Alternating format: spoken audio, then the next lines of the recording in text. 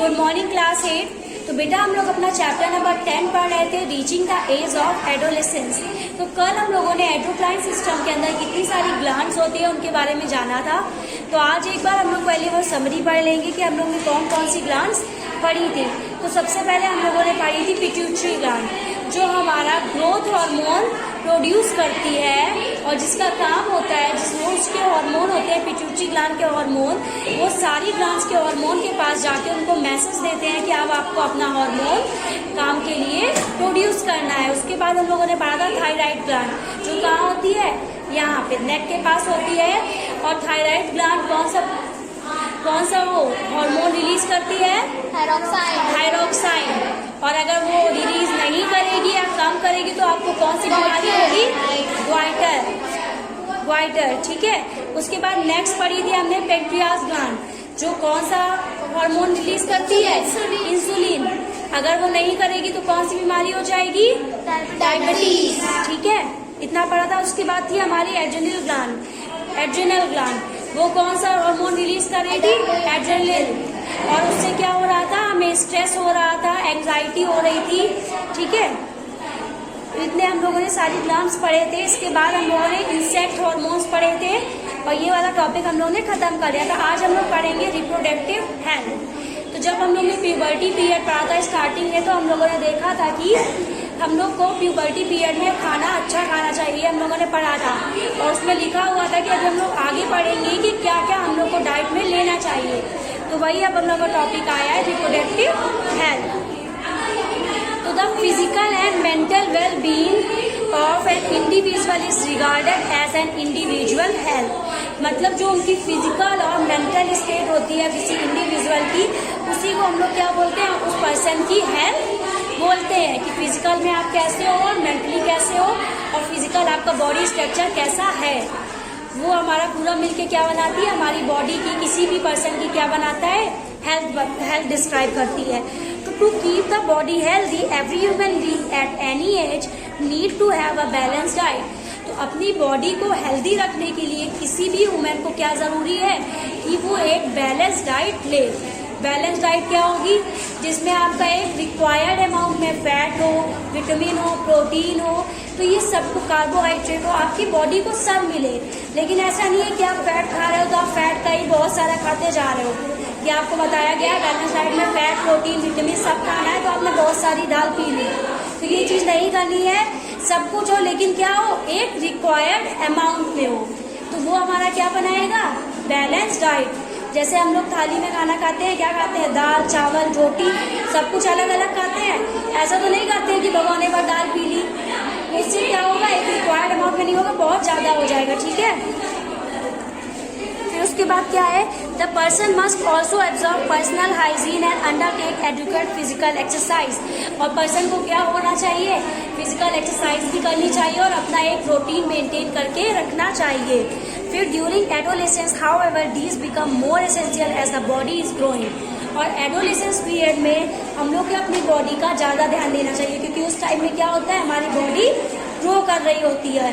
और अगर उस टाइम में हम लोग सही से बैलेंस डाइट नहीं लेंगे तो हम क्या हो जाएंगे, हो सकता है हमारी हाइट सही से इंक्रीज ना हो, या फिर हो सकता है हम लोग बहुत ज्यादा पतले रह जाएं।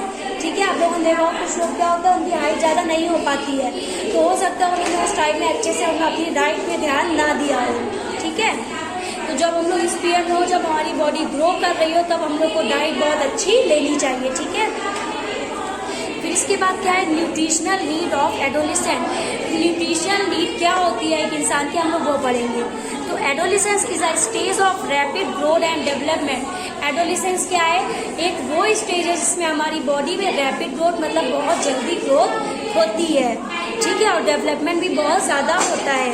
Hence the diet for an adolescent has to be carefully plan. इसीलिए जो डाइट है हमारी, एक एडोलेसेंट की डाइट होनी चाहिए, बहुत अच्छे से प्लान होनी चाहिए। Adolescence has B carefully plan, मतलब कि हम लोग का जो एक प्रोटीन हो या फिर एक डाइट हो, वो हम लोग का क्या हो, पहले से ही प्लान हो। ये बहुत जरूरी है। You have already learn what a balance diet. आप लोगों ने हमेशा पढ़ा है, छोटे में पढ़ाई थी, बैलेंस डाइट एक क्या होती है, जिसमें हम लोग को सारे न्यूट्रिशनल वाला खाना मिले। लेकिन एक रिक्वायर्ड अमाउंट में। Recall that a balance diet means that the meal include protein, carbohydrate, fat and vitamin in required proportion. Balance diet क्या है? जिसमें प्रोटीन, कार्बोहाइड्रेट, फैट और विटामिन सब कुछ हो, लेकिन एक रिक्वायर्ड प्रोपोर्शन में हो। Our Indian meal of roti, rice, dal and vegetables is a balance meal. जो हम लोग की इंडियन डाइट होती है, जिसमें हम लोग रोटी, दाल, चावल, सब्जी खाते हैं, ये क्या है? एक बैलेंस डाइट है, ठीक है। फिर क्या है? Milk is a balance food in itself. जो मिल्क होता है, दूध होता है, वो क्या है? खुद में ही एक बैलेंस फूड है। उसमें हम लोग को सारा बैलेंस चीज जो हम लोग को चाहिए हमारी बॉडी को सब कुछ मिल जाता है। तो मिल्क क्या है? अगर हम लोग सिर्फ मिल्क भी पीते हैं तो वो जैसे छोटे में आप लोग देते हैं, जो बच्चे होते हैं वो मिल्क ज़्यादा पीते हैं, क्योंकि मिल्क में हम लोग को सारे न्यूट्रिशन फूड जो हम लोग की बॉडी को चाहिए वो सब कुछ होता है, ठीक है। उसके बाद क्या है?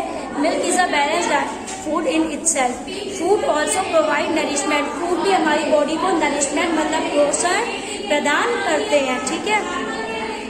For in fact mother milk provide all the nourishment that they need. तो जो छोटे बच्चे होते हैं वो क्या करते हैं? वो सिर्फ मदर्स मिल्क ही पीते हैं, तो उनको उससे ही सारा नरिशमेंट जो उनको ग्रोथ के लिए कुछ भी चाहिए वो उनको मदर्स से ही मिल जाता है, ठीक है। उसके बाद क्या है?